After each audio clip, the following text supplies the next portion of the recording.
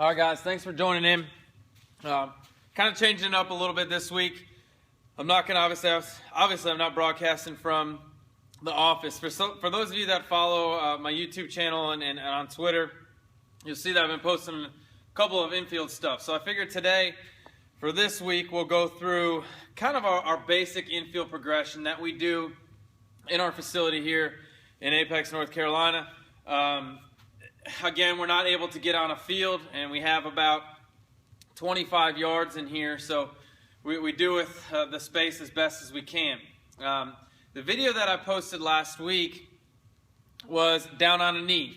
All right, so I'll back up here a little bit, and hopefully you guys can still hear me, but was down on a knee, and this is our first progression, or our first drill in our infield progression. And what we're working on here is obviously we're eliminating our lower half. All right, I tell our kids we're splitting our body in half. All right, anything down the middle and to our glove side is fielded in a forehand.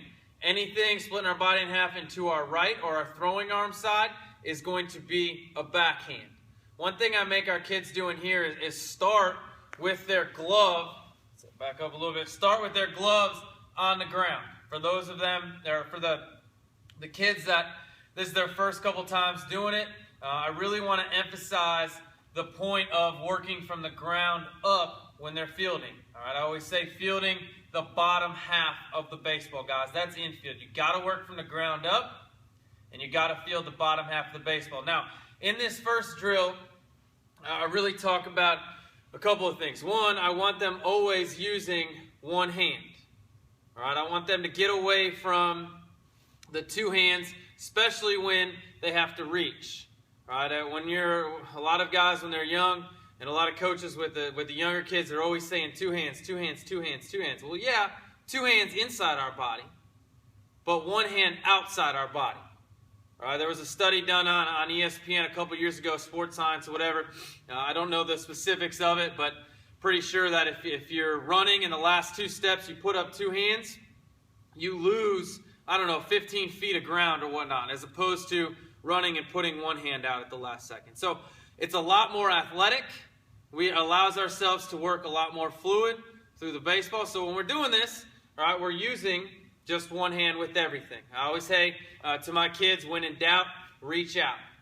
All right, this is putting kids in an uncomfortable position that forces them, all right, to deal with the in-between hops, to start reading hops, to go get baseballs, to work on being athletic and picking the baseball. All right. One thing I didn't mention is I don't want our kids when they're fielding with their butts on their heels. All right. Their butts are off their heels. They're not straight up and down. They've got a little bit of a tilt, and they're reaching out right here. All right, with everything that they field. Everything they field is out in front, guys. Right. Nothing behind our knees. All right. Nothing behind our knees. Working from the ground up. Splitting their body in half, using one hand. One thing I didn't mention was using our one hand. I don't want kids putting their arm behind their backs. This is, to me, causes us to be tight and not work through the baseball as well. All right? I want them to be athletic. All right? I love teaching and I love working with kids. I love that word. All right? We want kids to be more athletic and be more athletes in stuff that we're working. So that's the first progression, or the first drill we do in the progression with our infielders here. The second one is virtually the same thing. I'm pretty much eliminating them being able to move and use their feet to get a good hop. All right, I want them to count the hops in here when I'm hitting, and I want them to stand up and again get into that good fielding position, and they're still going to use one hand on anything outside their body. I'm a stickler on this. Anything that's right to them, yes, they can use two hands. However, if they do have to reach out and get the baseball, all right, I want them only using their one hand. Okay, so the second one, they're getting a wide, solid foundation, just like we field, a good athletic position, a good fielding position, butts down. I teach our chest is up, guys, and everything is out in front. Again, splitting our body in half, anything to the backhand side, right, or anything to the throwing arm side, on the right side of our body, middle of our body, is going to be a backhand. Anything to the left is going to be a forehand. And a lot of times, especially for the kids that haven't done this that much, I will have them start again with their glove on the ground, over exaggerating that point of fielding the bottom half of the baseball. Now, when I'm hitting them in here with 25 yards apart, the ball's going to bounce a little bit. One thing I watch, and I would watch with your players, is that they don't bounce or move with the hops of the baseball. They're staying low and they're staying underneath it the whole time, right, and working from the ground up. We're going to get ourselves in trouble when we go up and down trying to field the baseball. Right? And our body is moving. It's just like hitting, guys. The more your head moves, the harder it's going to be to field. Fielding, running after baseballs, catching fly balls, the more your head is bouncing, the harder it's going to be to actually field the baseball or catch the baseball. Right? That's simple. The third one, and I'll grab 2 cones here. The third one is I actually get them moving a little bit. All right, so we work with, make sure you guys can see this, we work with getting our kids around the baseball. So now we are adding our feet. All right, you guys can all agree, and any infield coach can agree, that the best infielders have the best feet. All right, but they also have really good hands too. So this third one, we're kind of incorporating a little bit of movement, working and getting around the baseball, while still using the same principles and the same things that we taught in the first 2 drills. Still working from the ground up. Anything hit to our backhand side, all right, we're going to field backhand.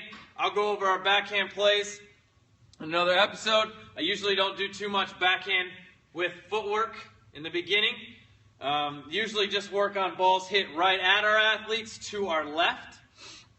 And when we get our feet moving, guys, with these cones, I have our athletes and our kids square up to these cones, right, with a little bit of a creep step.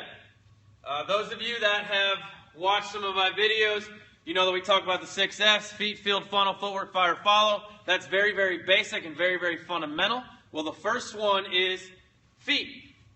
So, feet is getting into an athletic ready position, ready to move, ready to run. It's not in the fielding position. It's not straight up and down. It is an athletic position ready to move. That position can be different if you're a corner infielder. If you're a corner infielder and you're playing in, right, your feet position might be a little bit lower. But again, still an athletic position ready to move. So that's the first one. All right, so I have them creep step, and I'll roll a ground ball straight at them, and I want their first step to be getting right around the baseball. So if the baseball, I don't know, hopefully you guys can see this in the video, the baseball is right here. I want them to get pretty much the outside of their left foot in line with the outside part of the baseball. All right, so then they'll approach it here, and they'll go right, left field, right, left, and they'll throw it. And what we do with all of our guys is we make sure that they're consistently working towards first base. All right? I don't care if you're a third baseman, or a second baseman, or shortstop. We're always going to be moving to our left. All right? I have everybody pretend that they're shortstops. Because obviously, if you're going to move to second or you're going to move to the third, you're going to have that same type of footwork.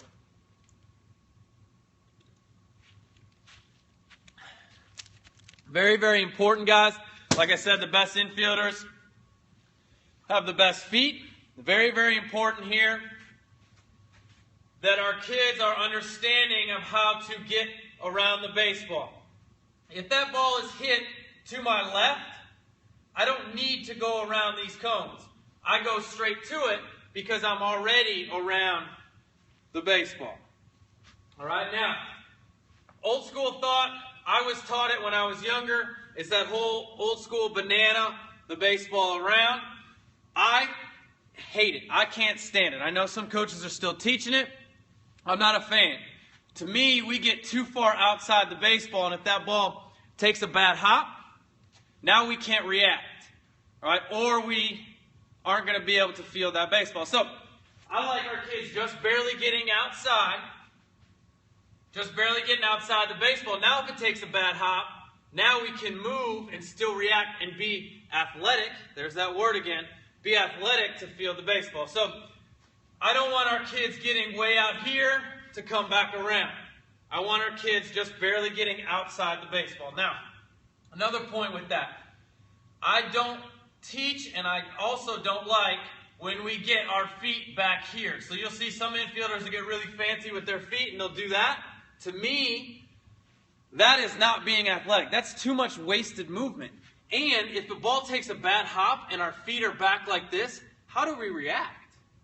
We're not in an athletic position able to move. I think, and I really do believe that in our infielders, we need to make them more athletic, all right? And they constantly need to be in an athletic position to react to certain baseballs, all right? So it's very, very important that they consistently stay in an athletic position. So to recap, I start with down on our knees, working from the ground up, hands, when in doubt, reach out, splitting our body in half. Second drill, we stand them up.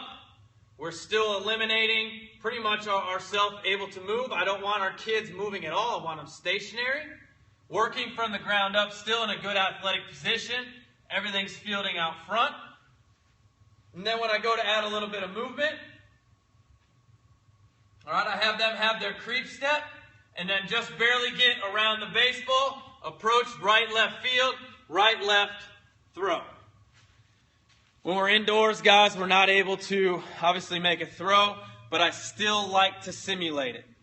One of my biggest pet peeves is when kids are fielding the baseball, they go to field here and they just kind of move to the side. I can't stand that because there's two parts, well, there's really three parts to fielding a baseball and making a play. All right, first part is obviously fielding, the second part is throwing, and the third part is that guy receiving it. Well, if we only work half of it, how can we be prepared when we get into the game? All right, so it's very, very important that we work everything with our footwork. Like I said today, guys, I figured I'd switch it up a little bit, talk about some defensive stuff in here.